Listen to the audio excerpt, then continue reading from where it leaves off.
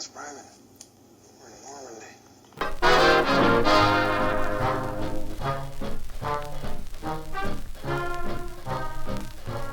Thanks for checking in here at the We're Not Lost Private podcast. We appreciate all your support. But do you know how else you can support us? By signing up at Patreon. For $3 a month, you'll have access to all of our episodes, plus access to all kinds of bonus material, like our quarterly newsletter, photographs, and official paperwork, and research that goes into each and every show. You can follow the pod on a multitude of platforms such as YouTube, Spotify, Apple Podcast, Amazon Music, pretty much anywhere you catch your pods. So thanks for listening, and we'll see you soon. Welcome, everyone, to episode 39 of the We're Not Lost Private podcast. Man, it's been a while. I feel like I've been gone for a million years here. Had some family vacation and then went on a work trip and, just chomping at the bit to get back in the seat and talk about some World War II stuff. And I was looking for a topic to kind of fill space. And I listen to a lot of my friends' podcasts and a lot of my peers' podcasts, and it's always one that ends up being centered around like family relations. Like either you're reading letters from a service member to a family member, or a family member's letter to a service member.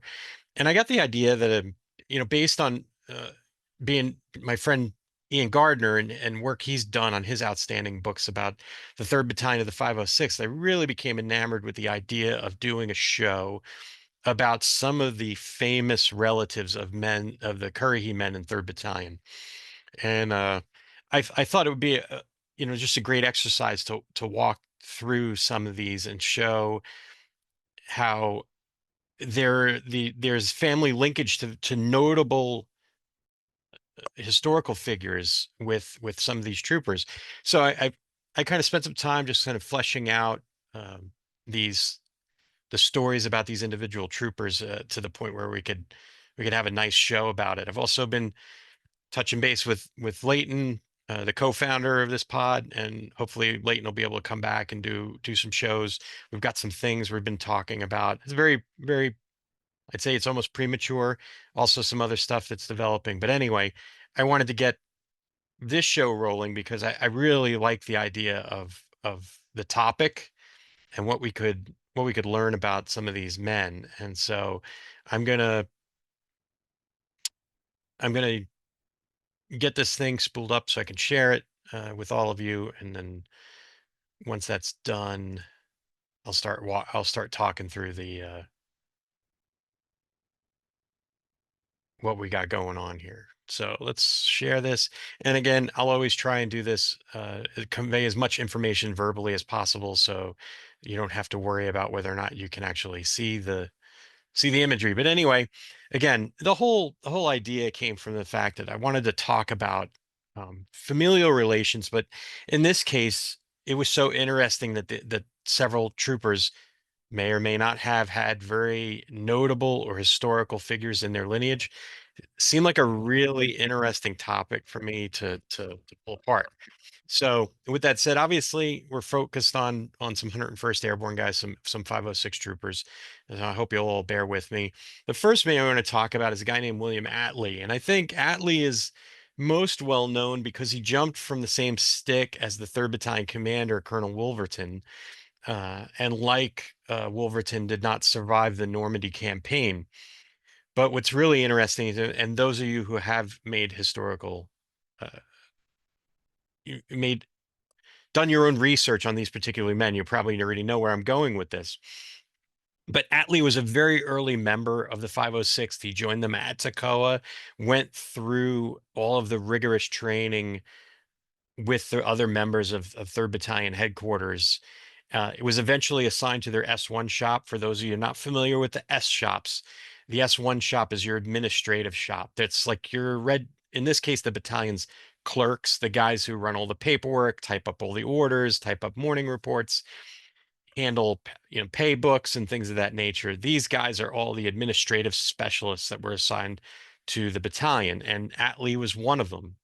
Now, Attlee is related to Clement Attlee, who would eventually succeed Winston Churchill as the Prime Minister of England.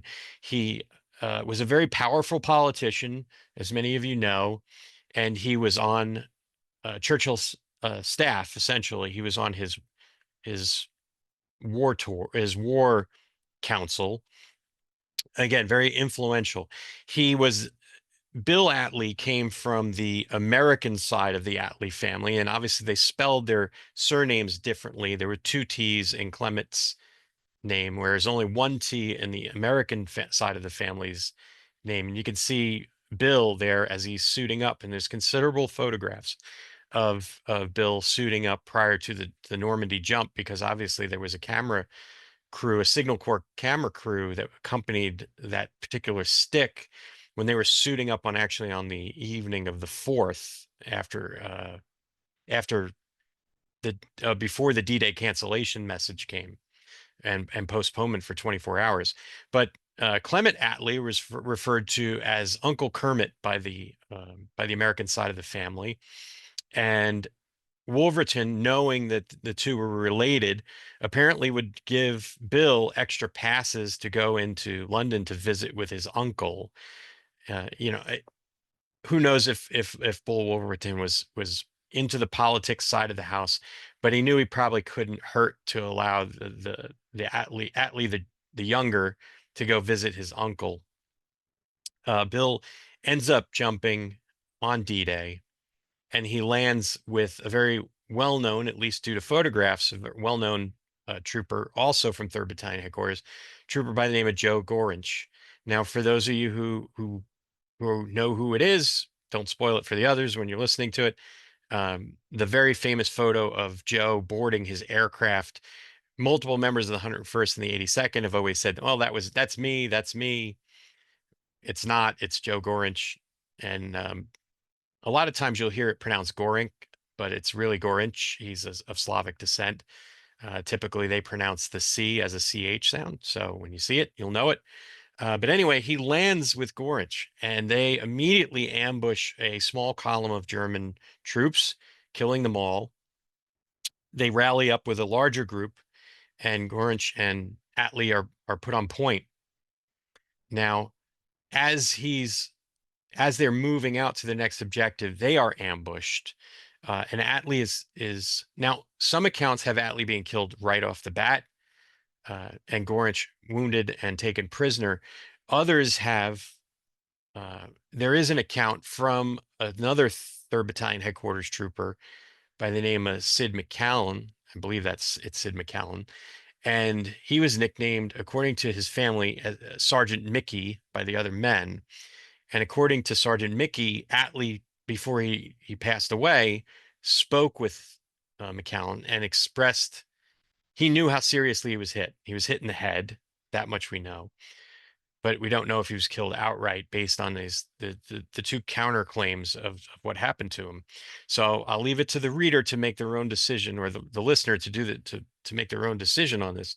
But according to Sergeant Mickey, Attlee said, "I'm hit bad, Sergeant Mickey, but we're going to win this war, aren't we?" And I'm not reading this; I'm doing this from memory. So if the quote is slightly off, I beg your forgiveness. But he basically says, "We're going to win this war," and McCallum apparently said to him, "You're damn right we are," or paraphrasing. So it's interesting that the counterclaims exist about how Attlee died. Was he killed right away, or did it take a little while for him to expire? But apparently, after the action moved out, a Norman farmer covered over Attlee's body and then took his helmet, kind of as a proof for his bona fides, and made his way to an American unit and turned the helmet over. And so that's how Attlee is eventually identified before burial. I have no idea what the impact was on Clement Attlee, if and when he found out that his nephew had been killed. But obviously, as I stated before, he goes on to follow Winston Churchill as the Prime Minister of England, and serves admirably and in the post-war years. The next trooper I want to talk about is Bobby Rommel, and obviously, with a name like Rommel, we already know where this is going. Now, Bobby joined the 506th at Camp McCall, so he wasn't a Toccoa man, and he was very young. He's a 19-year-old, and he was assigned to the light machine gun platoon of 3rd Battalion headquarters. And as a young guy who hadn't been to Toccoa, he kept his mouth quiet. He wanted to learn from the guys that had been there before. And he is the second cousin of Erwin Rommel, who is related to Bobby's father, obviously, based on that. But anyway, Bobby jumps into Normandy, and he immediately takes fire and after leaving his aircraft. And he said there were one round grazed his hand on the way down, and a couple panels shot out, which causes him to descend a little bit faster. And as he hit the ground like a sack of rocks, and he attempts to get out of his chute. And he said, I wasn't really worried about the German fire so much as the gear that was falling from the sky. And he said, he almost got brained by a couple of GI steel helmets that came down nearby. Um, he takes part in the Normandy campaign, and he makes his way back to England after the campaign's over. He also takes part in the Dutch in the Holland campaign, and according to him, his platoon leader, as they're moving, has his face shot off. Now, I've been either by a shell or a bullet, and I've been trying to research and find out the name of the officer, but I haven't been able to piece that together, and probably need to go back and read through Ian's books about the Third Battalion. But he makes it through the Holland campaign, and then it comes back to Mormillon, and then he's deployed like the rest of the 506 to the Bulge to counter the German advance at that time. And he almost makes it all the way through, and he ends up getting bracketed at one point by a couple of rounds. And he said the first round kind of sat him down on his duff, but it was the second round that mangled up one of his feet. And at that point, he's evacuated from the theater and back, and he's in hospital recovering and he's finally released the day the war in Europe ends. And so, and obviously I won't rehash the history with Rommel, because everybody's probably fairly well aware of what happens with Rommel, especially based on Valkyrie and von Stauffenberg, and what happens he gets implicated, accurately or not, and he ends up taking poison to spare his family uh, what obviously happened to other families that were involved.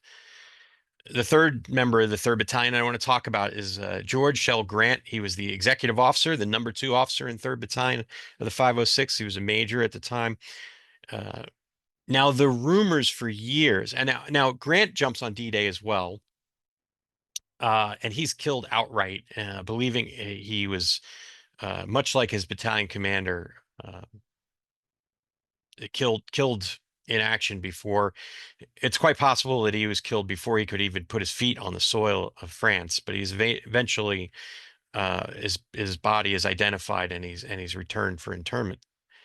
The rumor that had floated around for years that Grant was related to Ulysses S. Grant, the former Union general and U.S. president. I have spent quite a bit of time trying to find out if this is true or not, and I have not been able to find any evidence that this is actually a thing, that they were actually related to each other. But it was still a fun exercise to go through as much as I could documents about the two. But at the end of the day, I wasn't able to find out conclusively that they were related. So, and again, that rumor, that urban legend, has existed for years, that he has been related to U.S. Grant, and I might have been a proponent or a someone who has furthered that rumor in the past, I've done so. I've done it mistakenly, and I apologize for anybody who had listened to me and believed that it was true. But that really is it. The big three that I wanted to go through. Obviously, you had two that were able to confirm that they were related to their historical counterparts, and a third that there is no real proof. But the rumors have existed for years, and I felt like it needed to be addressed anyway. I know this is a bit of a short episode. I've got some more stuff in the hopper. I feel like there's going to be some great stuff coming up soon.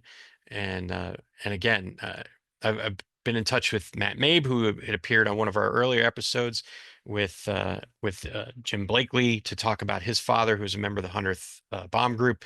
We're going to get Matt back on.